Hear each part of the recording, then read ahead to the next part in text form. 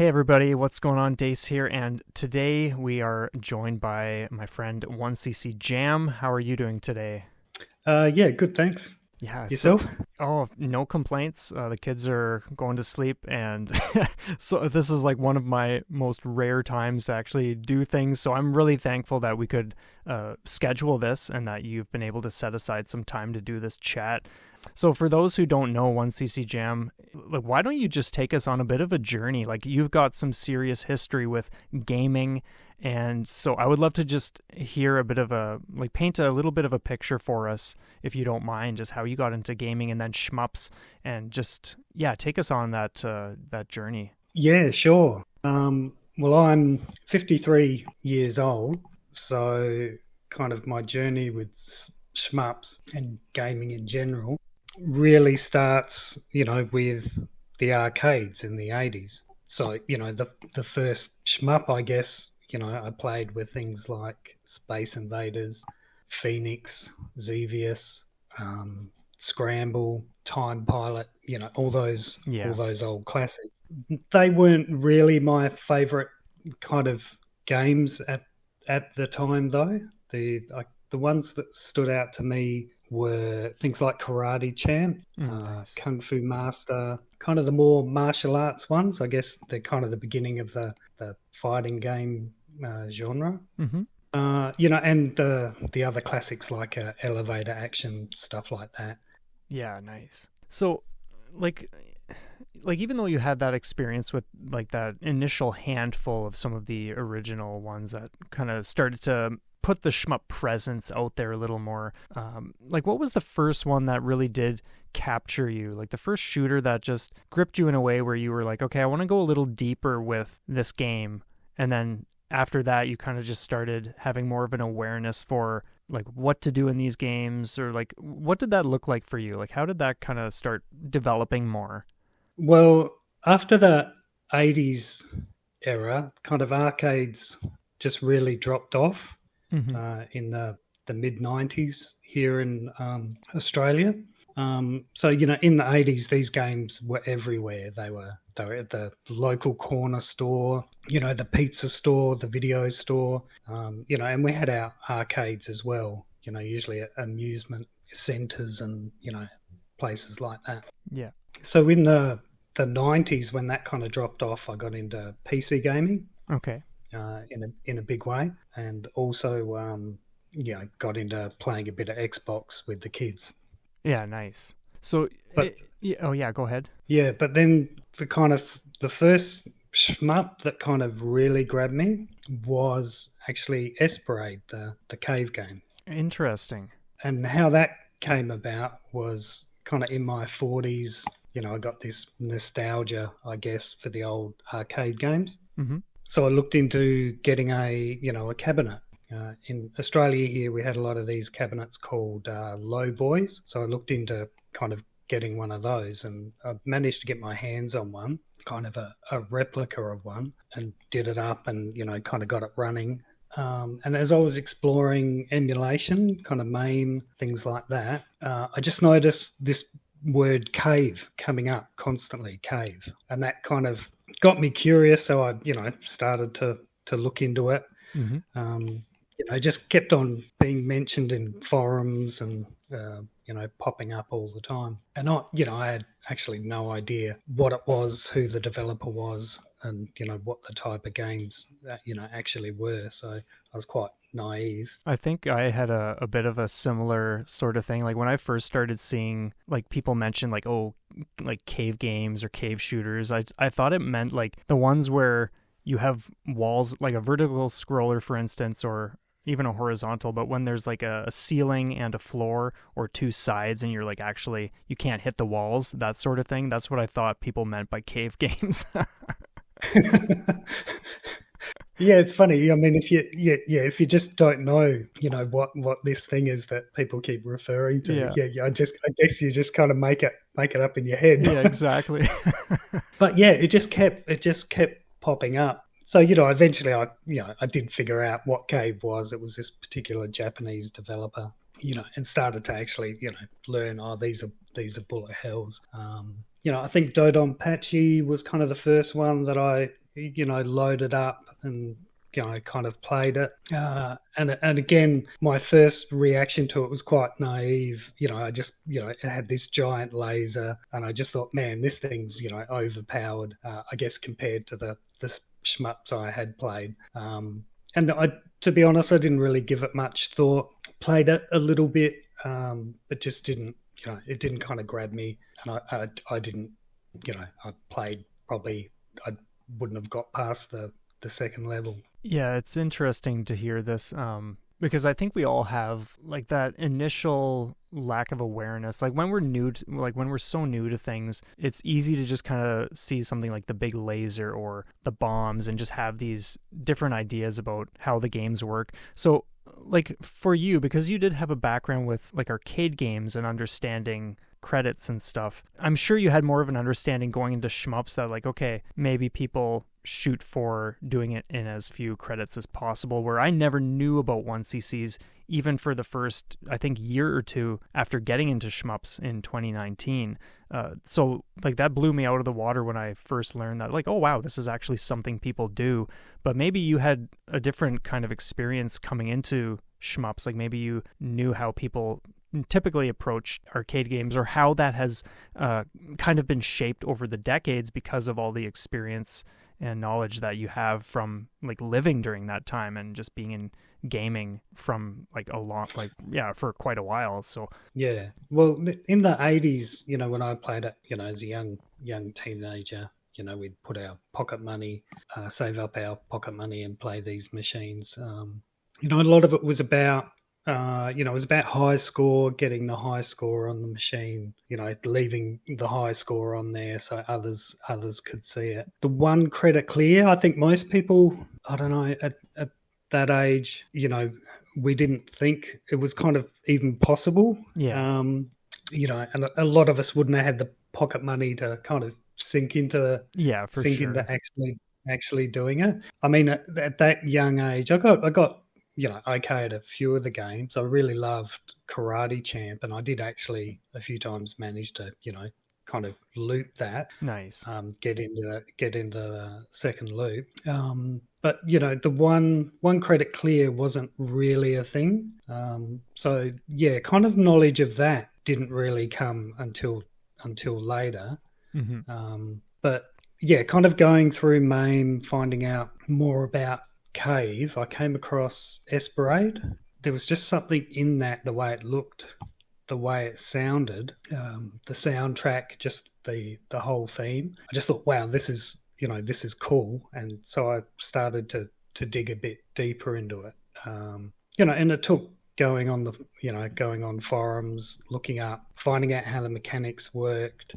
Just the the whole shot. How the bomb works. So actually, yeah, digging into it, and then I started to actually play it. That's when I kind of realized that there's actually something more to this. There's more going on.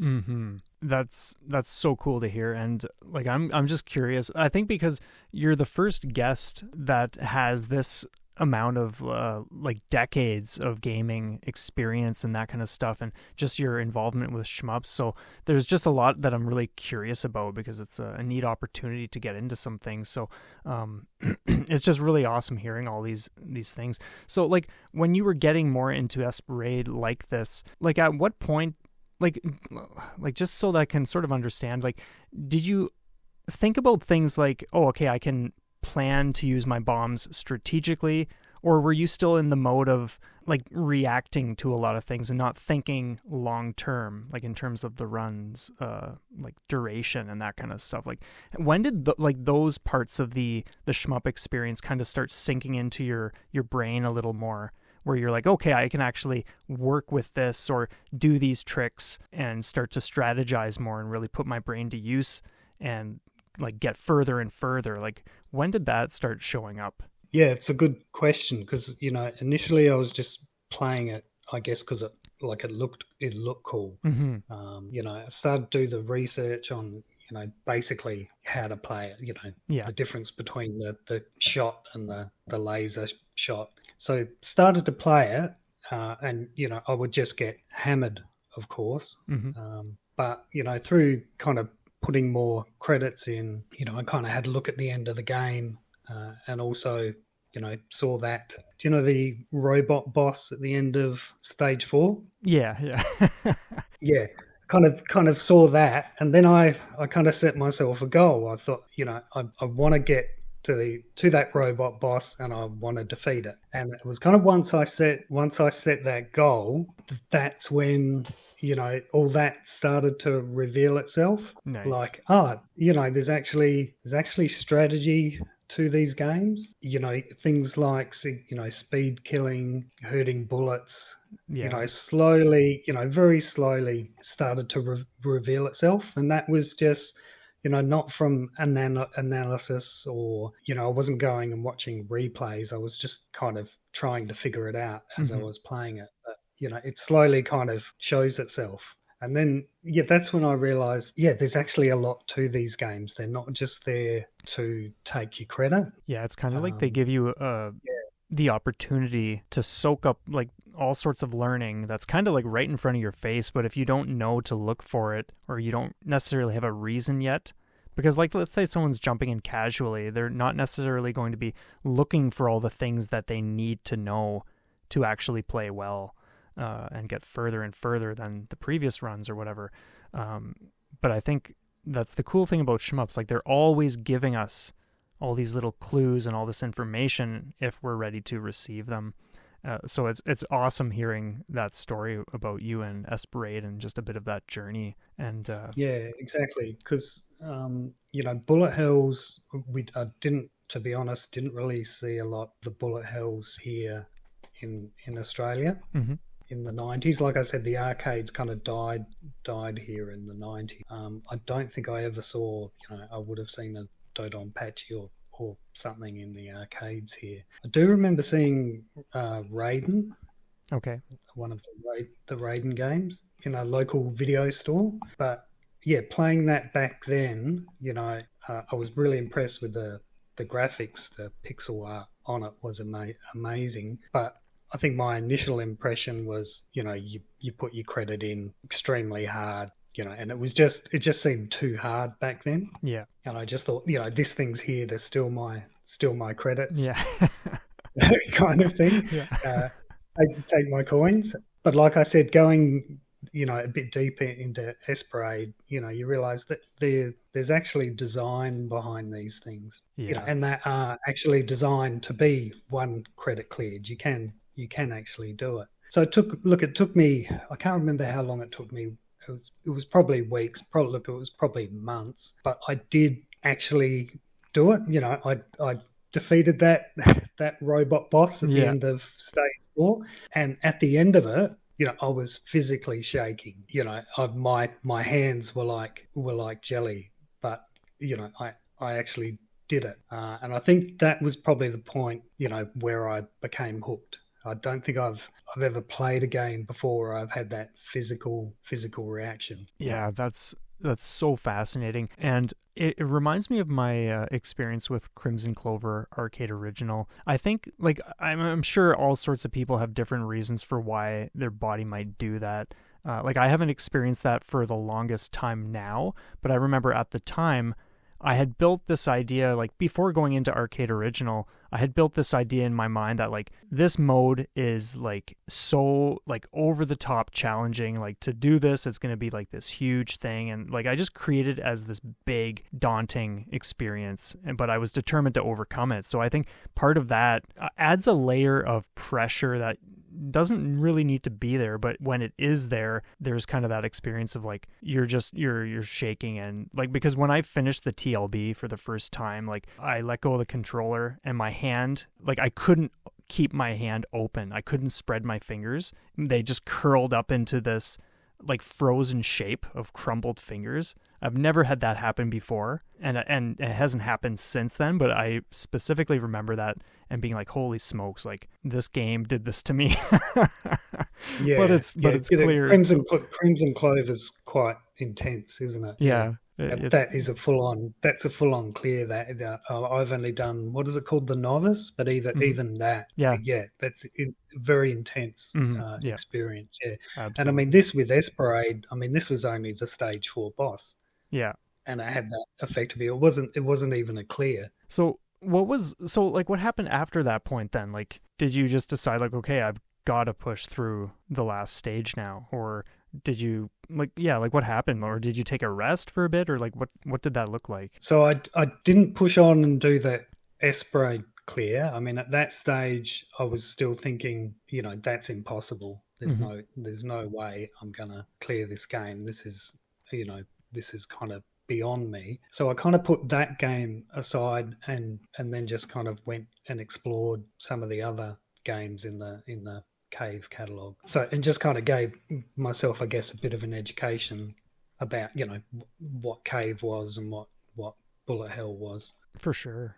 Kind of what really kind of put me over the edge was the first trip to Japan that I went on. My son, in I think it was 2014, did a homestay in Japan. Oh, cool. So I organised at the end of his he had 3 months there. Organised to go over and meet him, and at the end we'd have a bit of a holiday together. So So before I left, I kind of did some research and found some arcades that I should visit.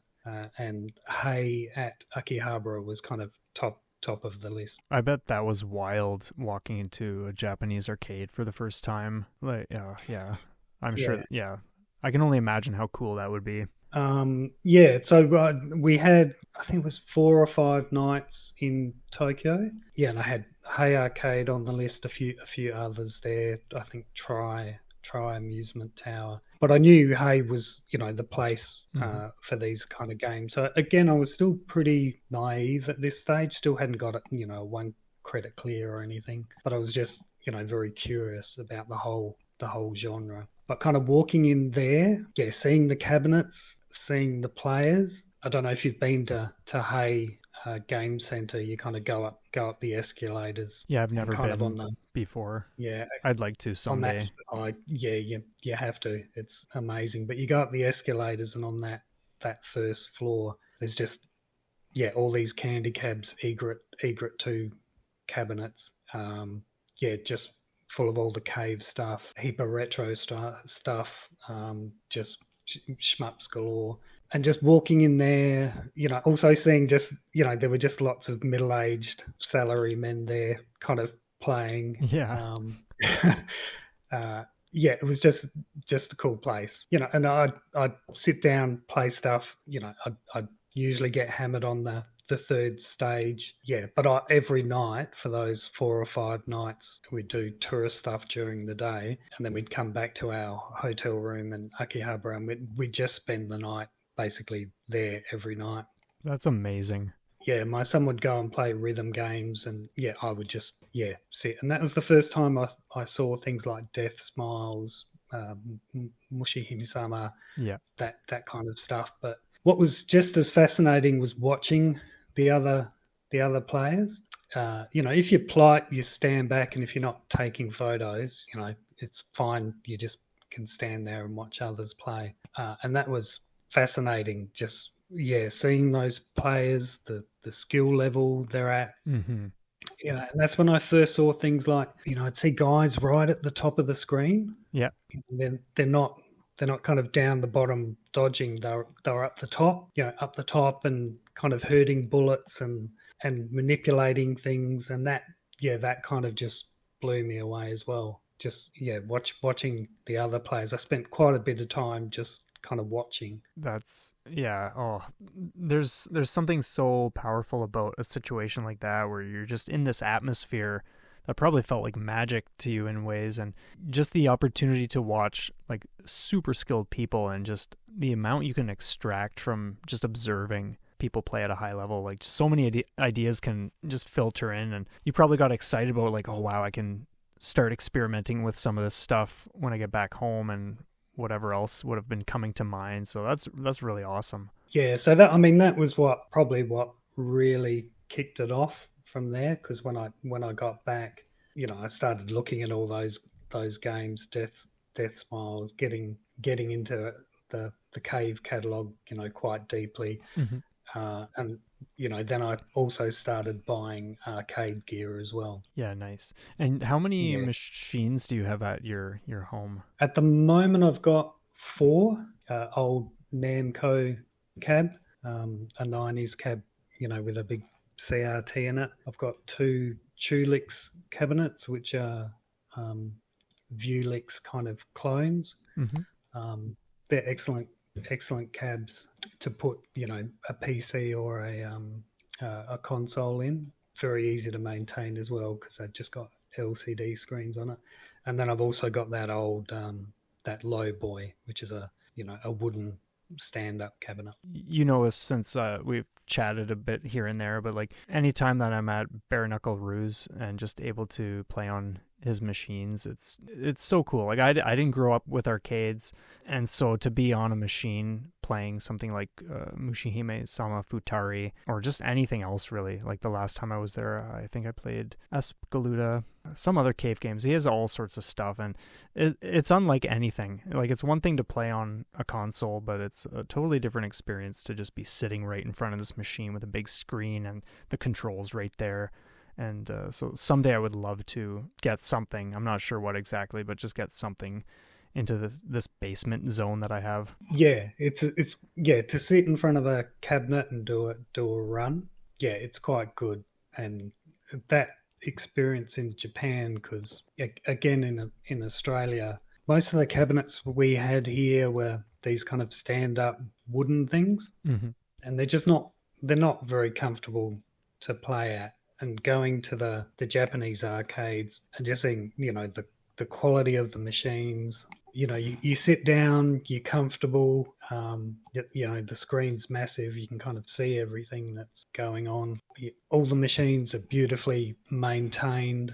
The joystick just works. All the buttons work. There's kind of staff that will go around and fix things and maintain things. Yeah, it sounds like Yeah, it's it's yeah, just a different experience to what for I had here in Australia. So yeah, for sure. It sounds like a far more greater care goes towards that kind of stuff. Like even though I didn't have like arcade experience over here in Canada, we did have like a couple machines kicking around at certain places, like a donut shop, but like it wasn't like I never really saw anyone paying attention to that sort of thing. They were kind of just like tucked away in a corner or against a wall with like games like Mortal Kombat. But in Japan, obviously, it was just a very just that much more momentum behind that sort of stuff, and the shmup scene in general, of course. yeah, and I guess that's why that this whole genre kind of developed there. I guess Hmm. as well. The those arcades were there. That culture was there. And there's that environment for people to get better, which then kind of evolve the games until you get Mushihima Sama kind of maniac modes and god modes Yeah. where it starts to get just insane. But people still sit there and have the commitment to go through and clear it. Yeah, but that was really it. Once I got back from that trip, started buying cabinets and PCBs and gear and stuff, and yeah, and then just got very much into it and got my first clear. I think my first clear with Death Smiles. Nice. I was actually just about to ask, like, after Yeah, Esparade, like, what you jumped into for that first clear. So that's great. Yeah, I've done both numbers 1 and 2, and those are really fun games. Pretty different. Like, if you're not familiar with the ability to kind of like shoot, like turn and shoot in the other way, I think the first one works like that. I'm pretty sure the second one does as well. But it's been a while since I've played those. But yeah, that can take some getting used to. I think any time where there's a game where you have a little more control to shoot in different directions instead of just straight forward or straight up the screen if it's a vertical. Like when I got into just a greater variety of shmups, it was neat seeing just how much the games could vary in what you can do, and it just started blowing me away, like all the different ways you could play these games are based on how people were creating them. So I'm sure, like, yeah, going from something like Esparade into actually then banging out a clear in Death Smiles was probably a pretty different feeling.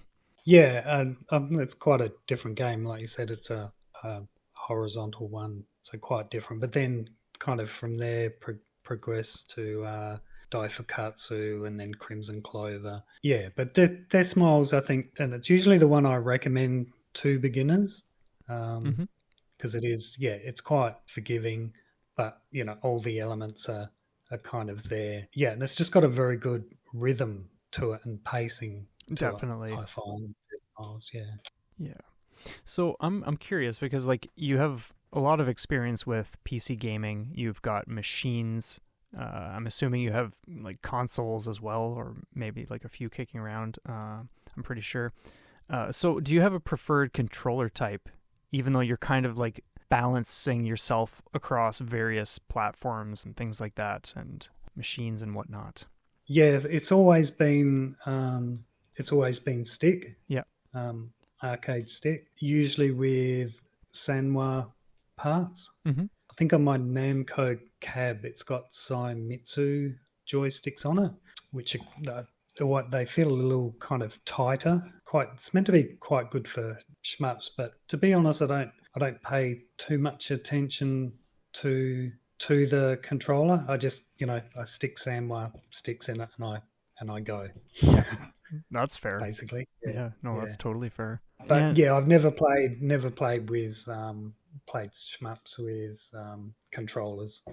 It's always been arcade stick. When I obviously didn't have a stick for the longest time when I got Switch. I just did everything with the Pro Controller, even Crimson Clover.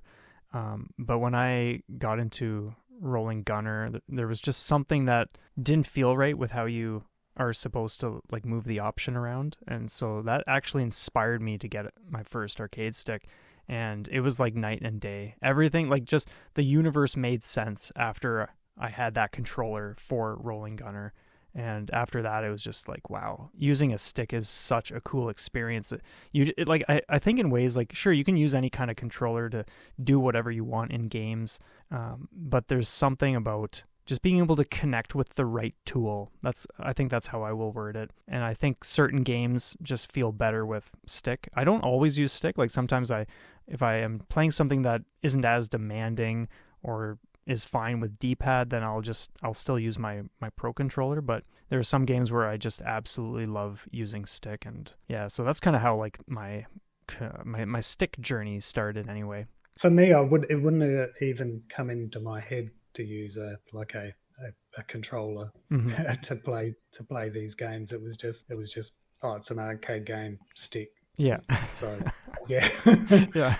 So I'm curious, like, in terms of some of your greatest personal accomplishments to date, what is something you're proud of having achieved? And that doesn't need to be a clear, like I always tell everybody in these episodes, that could be something that you just learned on your own, something you discovered in a game that you've never seen anyone else do, or like what for you is the biggest thing or the biggest takeaway so far? Sure. So probably my Ketsui clears. I mean, they're not great clears. None of my clears are great. I usually just kind of scrape through and just get the clear. But yeah, that's probably the hardest game that I've tackled. And most of my clears, they take months as well. I just kind of plug away at it every day. But yeah, kind of getting that one felt special. That was hard. It was a hard slog, but it was such a great game. The game never kind of wore me down. But yeah, that's probably the clear I'm most proud of. Nice. Yeah. Just in relation to your comment of how like your clears, like you kind of like scrape by and maybe they're not like the most impressive looking, but I would say that like from what I've seen, I'm always like super stoked about just like the skill level and stuff. I think specifically Shikondo, because like out of everything you've put up, that's probably one of the most that I connect with. And like I said the other night when we were chatting, like I just watching the way you maneuver through that game and some of the boss fights, it's like, man, this guy knows how to play. And so yeah, I think it's one of those things where we normally don't give ourselves enough credit, but just the fact that you're clearing games and you're having a fun time and you're just chipping away at things and you're just deep in the experience, I think that's something that's awesome and something to celebrate in its own right. Yeah, well, I mean, you've got to enjoy those clears because they're hard work, and yeah, if you're not kind of enjoying it, it makes it harder to do. But even that Shokondo clear, I think even that one came down to the wire, didn't it? I think it's been quite some time. It's probably been like a year since I've watched it. I actually want to see it again soon.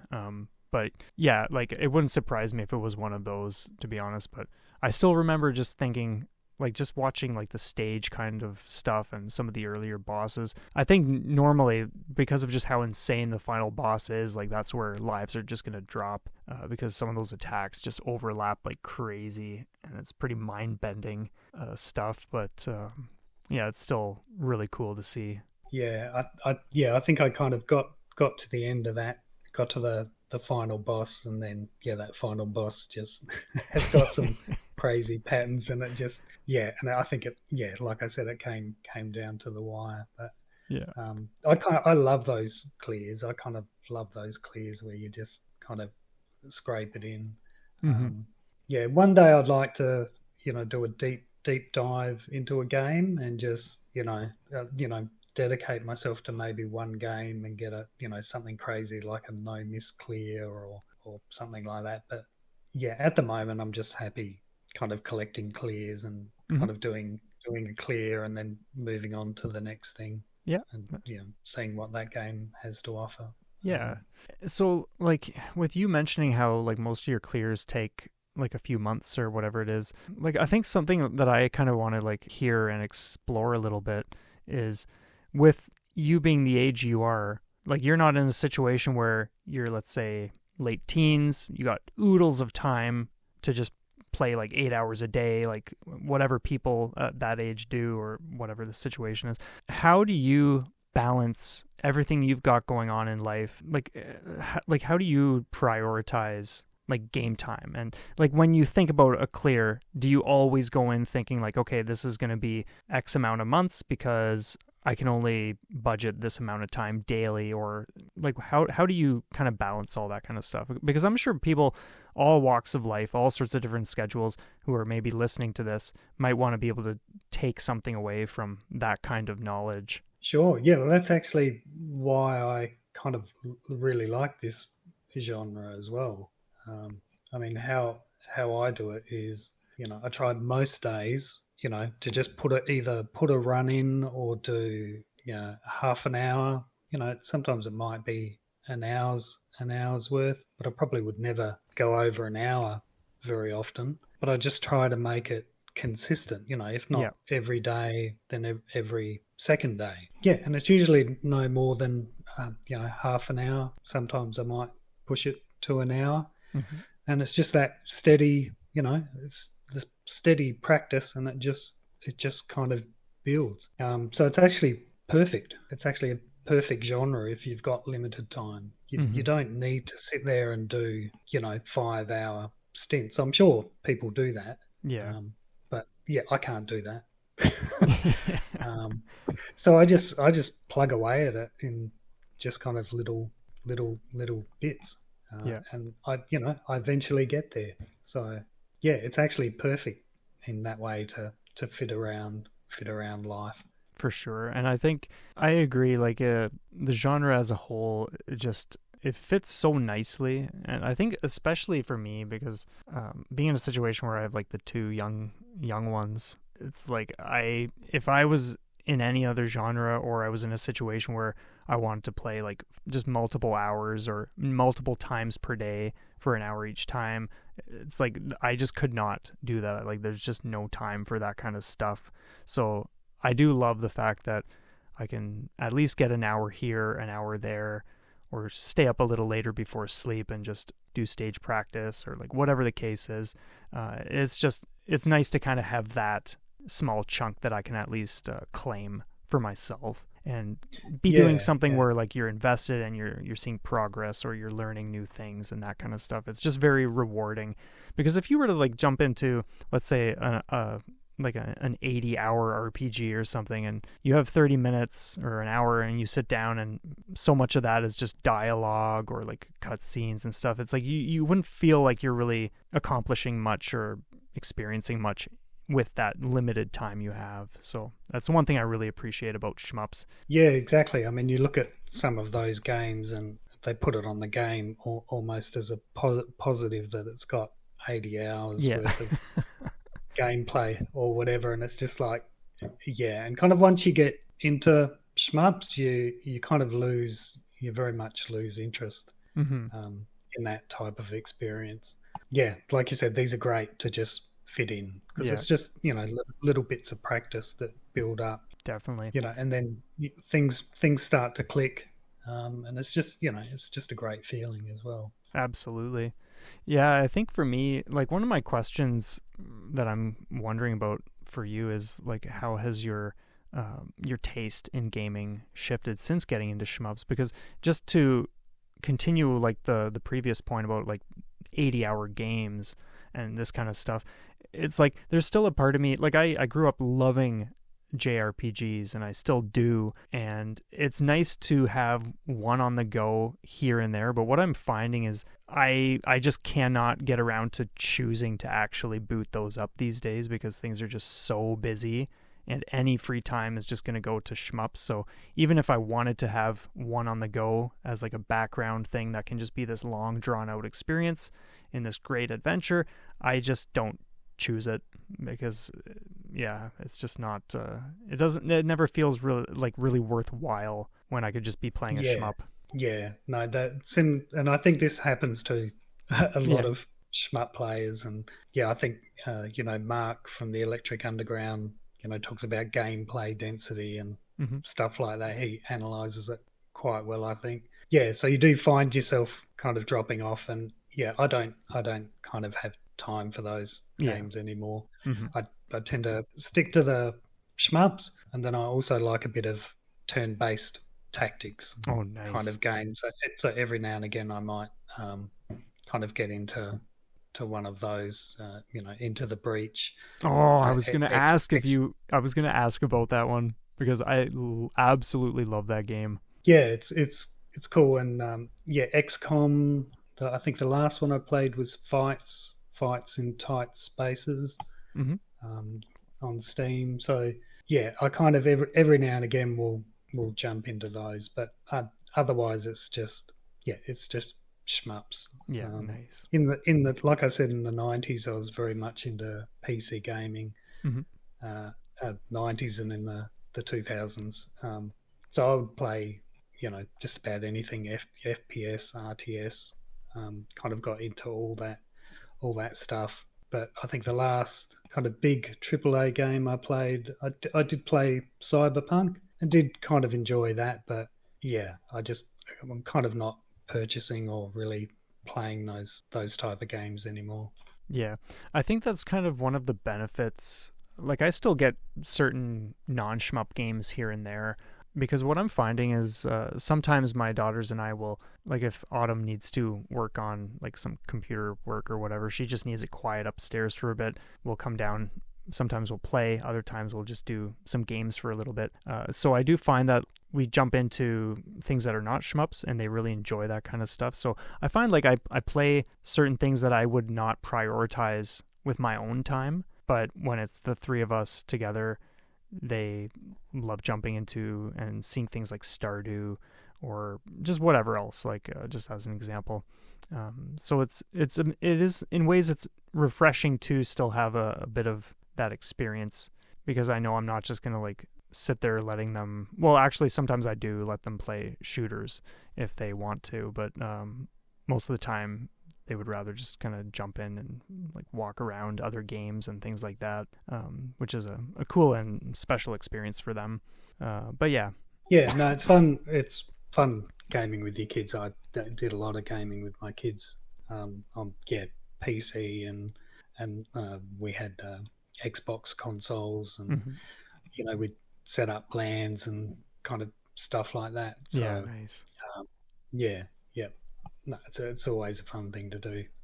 Yeah. So I have a few more questions that are on my list here. The order doesn't really matter, so feel free to share what you want or jump in however you want. But is there one thing you feel you struggle with the most, like mechanically, or do you have a favorite mechanic, or maybe even mechanics that you just steer clear from? Like when you see it, it's just like, oh yeah, I'm really not into that kind of experience. Sure. Probably first thing that comes to mind, I'm not a big fan of lock-on shots and charge, the charge shots, Mm-hmm. stuff like that. But I wouldn't say it. Yeah, I wouldn't say it would put me off. But yeah, I haven't got into the is it Sikyo games, because a lot of those do feature the charging mechanic. Yeah, they do. Yeah, there's like the charge, and then there's also, well, actually, yeah, like it depends. Like I know the Strikers games, like your charge shot is kind of like a way to do something different with your options. Like some options will drop in a certain spot, and then you can move around independently while the options continue firing. Other times, like in Gunbird, your charge shot is like a melee attack, and those can be fun. But I do understand like what you mean. Like it does take getting used to, because it's a whole other ball game when you've got to think about like how do you balance your time firing and then stop doing that to charge up and then get close enough to like launch a melee strike against something, and just all these different things you got to think about that you never need to think about in ones that don't work like that. So yeah, it's definitely a learning curve. Yeah, and look, that's probably all it is. It's just that learning curve. I do hope to kind of get to those games eventually and kind of get into it and get over that, I guess, that initial hump, because they look like very cool games.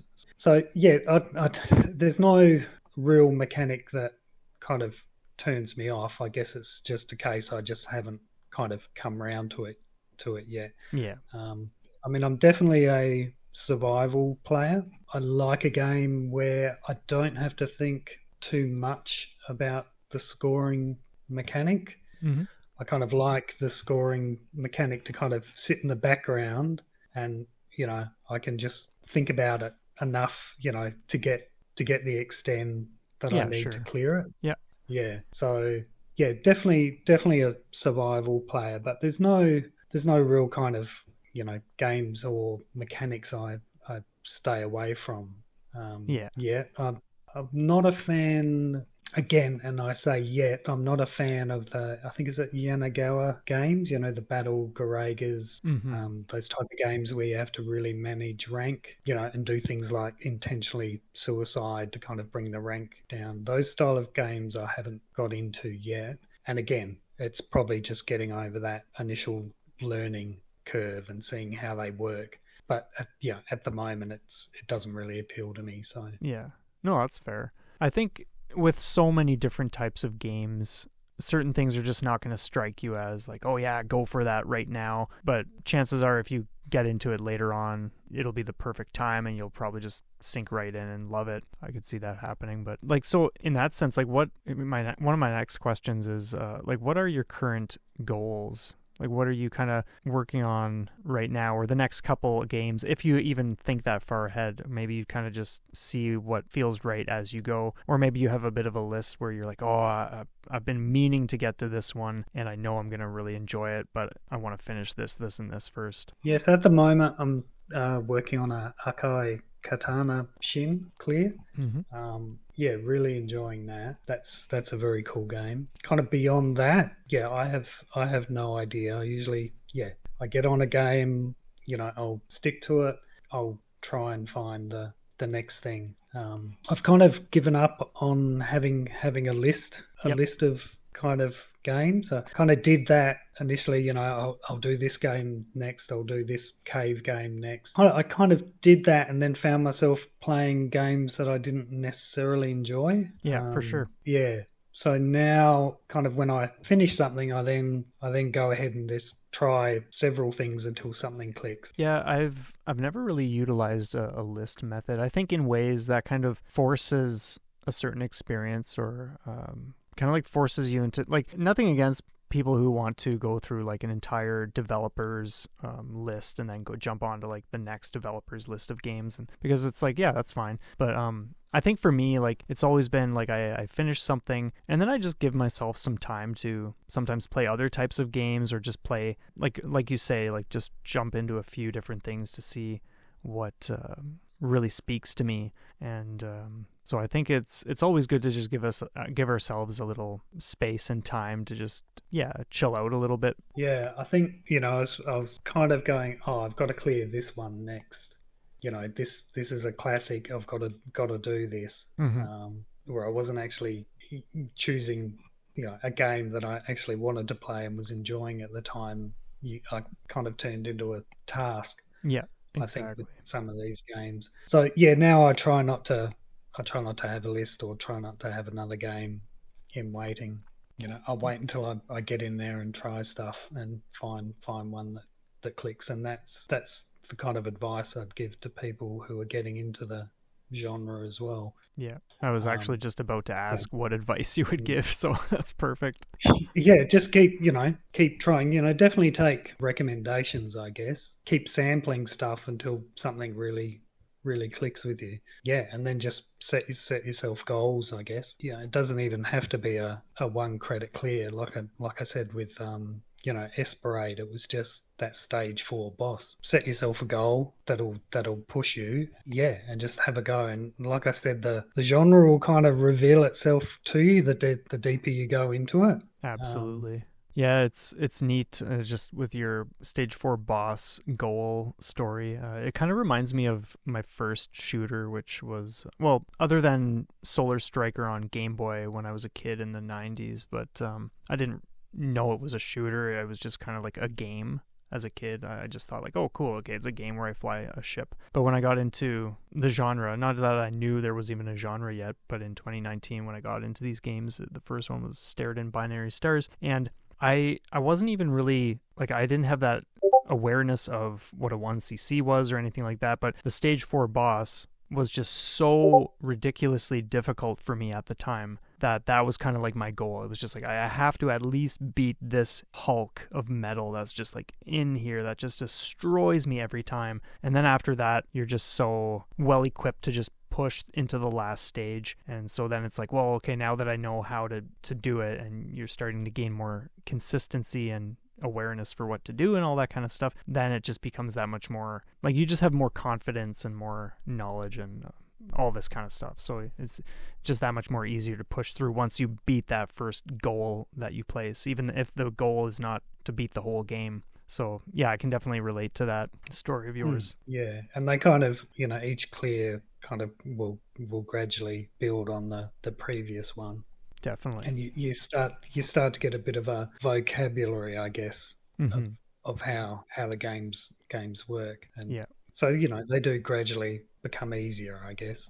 Absolutely. Well, I don't want to keep you for too long. I've more or less gone through everything that I was curious about. We do have, just for those listening, we do have like a supporter exclusive chunk that we're going to record at a later date. And I'm really excited to get into that. But is there anything else that you wanted to touch on or share at this point? Or are you good with how, like, everything we've covered tonight? No, it was, really great chatting to you. I mean, I've just, for years now, I've just been kind of playing these games, putting the replays up. So it's really good to actually just touch base with another player. So I've really enjoyed that. Hopefully I've just kind of expressed what a cool genre this is, and people go out there and give it a chance, I guess. For people who are new to it, try something, have a look at something that appeals. It might be visually, mechanically, just have a go. There's a really good video out on YouTube which I discovered years ago, and the guy's no longer making videos. I haven't seen him post anything for about 3 or 4 years. Called Mr Wendal on Games, and he does a video called Bullet Hell Shmups More Than Dodging, and it's one of the best videos I've seen that kind of explains the genre and the strategies and the gameplay and the feeling, and how it's not just about dodging and reflexes. Yeah. So I do recommend people check that out. Maybe you could put a like a link in the comments or something. Yeah, definitely. I will certainly do that. Yeah, I don't think I've ever heard of that individual, so that'd be neat to check out. Yeah, I try to mention that video as much as I can because I don't. Yeah, it hasn't got a lot of views. He's not a big YouTuber. But I do think it's a really good kind of introduction to the genre and what it's all about. Yeah, it's been great talking, Des. Yeah, thank you so much. This has been such a treat because like we've known each other for a while on YouTube, like exchanging a handful of comments and stuff. But in the back of my mind, it's always like, I wonder what 1cc Jam is up to, or just wondering like what your story is even. And so it's been so awesome that we could connect the other night and then record this session tonight too. So I really, really appreciate your time, man. And I trust everyone listening has enjoyed this too. So I will certainly leave your channel in the description because I would definitely encourage everybody listening to check things out there. And yeah, I want to thank everyone for just being here. And yeah, so yeah, thanks again, Jam. I really appreciate it. And I'll leave things off there for tonight. Yeah, no worries. Yeah, thanks again. People who do content on YouTube for this kind of stuff is really important as well. I know first getting into the genre, finding those content creators that are putting stuff out there kind of really helps you get into the genre and learn about it. So yeah, it's great that there's people like you out there putting themselves out there, promoting it. So cheers. Yeah, thanks so much. Well, with that said, have a stellar one, everybody, and we will see you all next time.